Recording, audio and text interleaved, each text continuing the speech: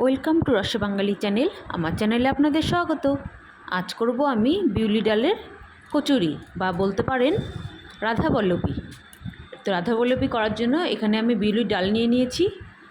সেটা আমি ওভারনাইট ভিজিয়ে রেখে দিয়েছিলাম জলে। সেটা এখন জল থেকে তুলে নিলাম আর নিয়ে নিলাম এখানে কিছুটা পরিমাণে আদা আর লঙ্কা, কাঁচা লঙ্কা। এই আদা আর কাঁচা লঙ্কাটা প্রথমে আমি পেস্ট করে নিচ্ছি।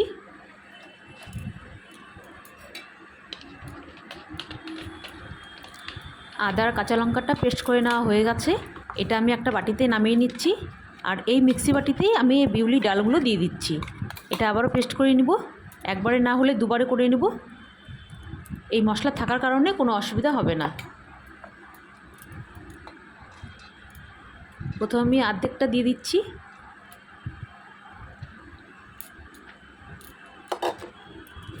এটা কিছুটা হয়ে গেলে এর মধ্যে বাকিটা দিয়ে আবার একটু পেস্ট করে নেব, তাহলে একবারেই হয়ে যাবে। দেখুন এখানে পেস্ট করে নিয়েছি, ঠিক এরকম ঘনত্বের হয়েছে। আর ঠিক একটু দানা দানা আছে, কিন্তু খুব বেশি দানাও থাকলে হবে না, আবার খুব বেশি মিহি হলেও ভালো লাগবে না। ঠিক এরকম ঘনত্বের আর এরকম দানা দানা হয়েছে, দেখতেই পেলেন। এটা এখন ভালো করে আমি নামিয়ে নিচ্ছি। নামিয়ে এই মিক্সি বাটিতেই একটু জল দিয়ে রাখবো, তাতে পরে আমার এই জলটাই আমার ময়দা মাখতে কাজে লাগবে। শুকনো কড়াই বসিয়ে দিয়েছি গ্যাসে।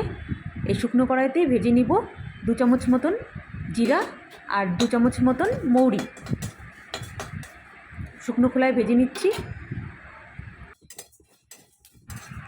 নাড়াচাড়া করতে করতে খুব সুন্দর একটা সেন্ট আসবে। যখন সেন্টটা আসবে তখন এটা নামিয়ে ফেলতে হবে, না হলে আবার বেশি পুড়ে যাবে, তখন আর খেতে ভালো লাগবে না। এটা ভাজা হয়ে গেছে, নামিয়ে নিচ্ছি। এখন এই কড়াইয়ে একটু জল দিয়ে রেখে দিব, তাতে জলটা গরম হয়ে যাবে, আমার ময়দা মাখতে সুবিধা হবে। এখানে নিয়ে নিলাম ময়দা, নিয়ে নিচ্ছি এখানে 3-4 চামচের মতন সাদা তেল।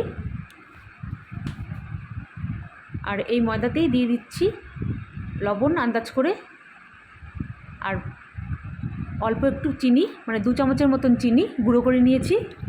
আর এখানে আদা আর লঙ্কা যে পেস্টটা করে রেখেছিলাম সেখান থেকে কিছুটা পরিমাণে দিয়ে দিলাম, টেবিল চামচের 1.5 চামচ হবে। দিয়ে দিচ্ছি বিউলির ডাল। এখানে আমি বিউলির ডালটা 3 চামচ নিয়েছি। ঠিক একদম অনুষ্ঠান বাড়ির মতন টেস্ট আসবে এরকম করে করলে। এখানে আমি ভেজে রাখা মশলাটা গুঁড়ো করে নিয়েছিলাম, সেই মশলাটাও দিয়ে দিলাম।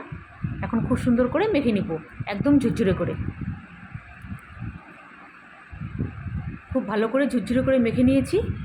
এখন এতে অল্প অল্প করে জল দিয়ে খুব সুন্দরভাবে একটা ডো তৈরি করতে হবে। খুব বেশি নরমও না, আবার খুব বেশি শক্তও না। আমি এখানে অল্প জল দিলাম আর দিয়ে দিব এই মিক্সি বাটি ধোয়া জলটা। এখন খুব ভালো করে মেখে নিতে হবে। মেখে নিয়ে একটা ভিজা কাপড় দিয়ে ঢেকে রাখবো। যতক্ষণ না ময়দাটা রেস্ট হচ্ছে ততক্ষণ অবধি আমি অন্য কাজটা করে নিচ্ছি। খুব ভালো করে মাখা হয়ে গেছে, এখন ভিজা কাপড় দিয়ে ঢেকে দিচ্ছি।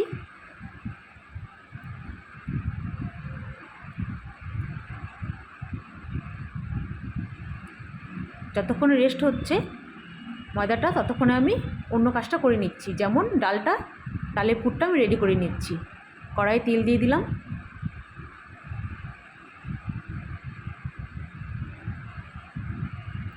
দিয়ে দিলাম কালো জিরা ফোড়ন, আর দিয়ে দিচ্ছি আদা আর লঙ্কার পেস্ট। দিয়ে খুব সুন্দর করে ভাজা ভাজা করে নিতে হবে।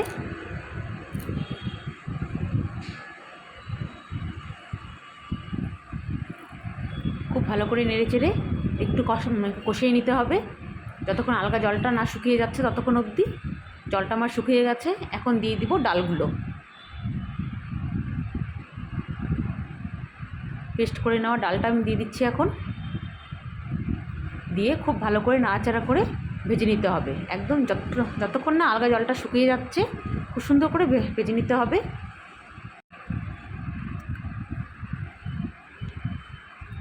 খুব ভালো করে ভেজে নিতে হবে।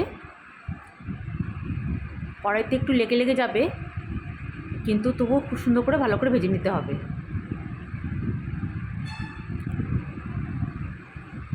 ভেজে রাখা মশলাটাও দিয়ে দিলাম। সব সহ খুব সুন্দর করে মিশিয়ে নিয়ে ভাজতে হবে। দিয়ে দিতে হবে আন্দাজ করে লবণ। আমি এখানে আন্দাজ করে লবণ দিয়ে দিচ্ছি যতটা পরিমাণে লাগবে। আপনারা যে যতটা করবেন সেই অনুযায়ী ঝাল লবণটা দিতে হয়। আমি এখানে 1 চামচ মতন দিলাম, আমার এতেই হয়ে যাবে। যখন এরকম কড়াই থেকে ছেড়ে ছেড়ে আসবে তখন কিন্তু হয়ে গেছে এটা ভাজা। তো সেই পর্যায়ে আপনারা নামিয়ে নিতে পারেন। এরপরে আর বেশি ভাজার দরকার পড়বে না। আমি আর একটু ভাজবো, ভেজে নামিয়ে নিচ্ছি।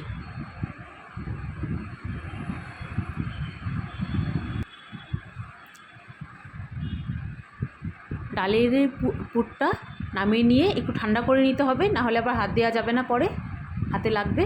তো এখন ঠান্ডা হয়ে গেছে, এখন আমি হাত দিয়ে ভেঙে ভেঙে খুব সুন্দর করে একটু ঝুরঝুরে করে নিচ্ছি। ঠান্ডা হয়ে গেলে হাত দিয়ে এরকম একটু ঝুরঝুরে করে নিতে হবে।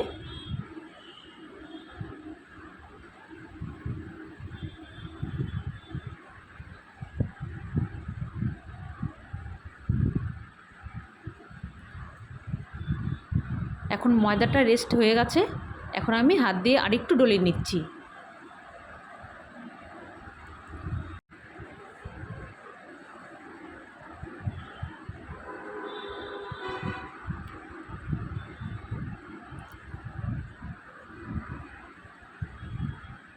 ভালো করে ডলে নেওয়া হয়ে গেছে, এখন আমি লিচি কেটে নিচ্ছি। ঠিক মিডিয়াম সাইজের, না ছোটো না বড়। আপনারা চাইলে লুচির মতন করেও করতে পারেন বা পরোটা মতন করেও করতে পারেন, যেটা খুশি। আমি এখানে লুচির মতন করেই করলাম। লুচির থেকে একটু বড় হবে, যেহেতু পুরটা ভরতে হবে তার জন্য একটু বড় করে নিলাম। সমস্ত লিচিগুলো করে নিচ্ছি।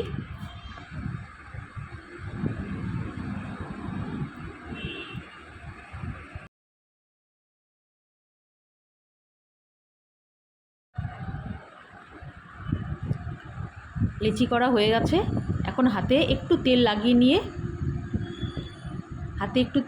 নিয়ে একটি বাটির মতন শেপ দিয়ে নিতে হবে। ঠিক এরকম করে, এটা দেখে বুঝে নিতে হবে। একটা বাটির শেপ দিয়ে নিয়ে বা একটু ছড়িয়ে নিয়ে এর মধ্যে দিয়ে দিতে হবে এই ডালের পুরটা দিয়ে 2 হাত দিয়ে চেপে চেপে ঠিক এরকম সুন্দর একটি গোল বলের মতন করে নিতে হবে। আর এক্সট্রা ময়দাটা কেটে রাখতে হবে। এখন আরেকটু তেল দিয়ে নিয়ে আমি বেলে নিচ্ছি।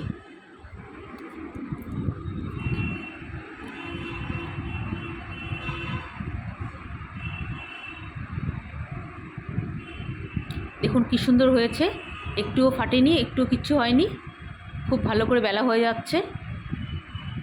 ঠিক এরকম করে দেখে একটু পুরটা ভরতে হবে যেন বের না হয়ে যায়।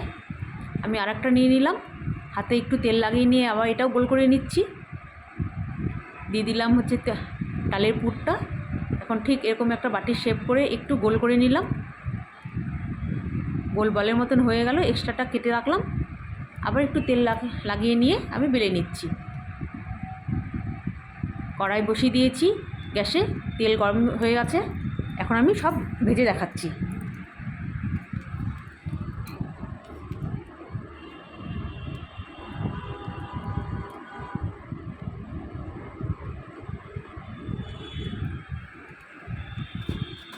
খুব সুন্দর বলের মতন ফুলে উঠবে, একটু যেহেতু ফাটেনি, খুব ভালো করে ভাজা হবে। আর ঠিক এরকম করে ভাজার জন্য আমার এই টিপস ফলো করতেই হবে। দেখুন কি সুন্দর বলের মতন ফুলে উঠেছে। ঠিক এরকম করে আমি সমস্ত রাধাপল্লবীগুলো ভেজে নিচ্ছি। ভেজে নিয়ে আপনাদের প্লেটিং করে দেখাচ্ছি।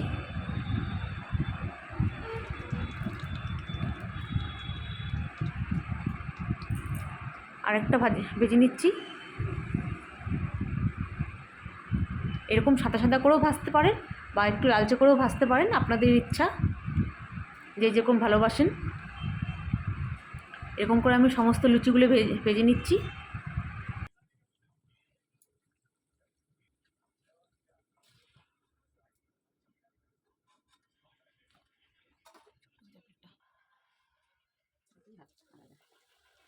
অনুষ্ঠান বাড়ির মতন সেম ওই পদ্ধতিতেই আমি রাধাপল্লবী করে দেখালাম। খেতে খুবই টেস্টি হয়, একবার হলেও বাড়িতে করে খেয়ে দেখবেন, খেতে খুবই ভালো হয়।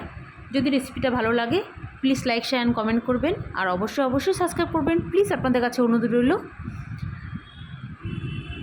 আপনারা ভালো থাকুন, সুস্থ থাকুন। দেখা হবে নতুন অন্য কোনো ভিডিওর সঙ্গে। ফেসবুকে দেখে থাকলে ফলো করবেন, ইউটিউবে দেখে থাকলে সাবস্ক্রাইব করবেন। আমি প্লেটিং করে দেখাচ্ছি আর একটা আপনাদের ছিঁড়েও দেখাচ্ছি যে ভেতরটা কত সুন্দর হয়েছে।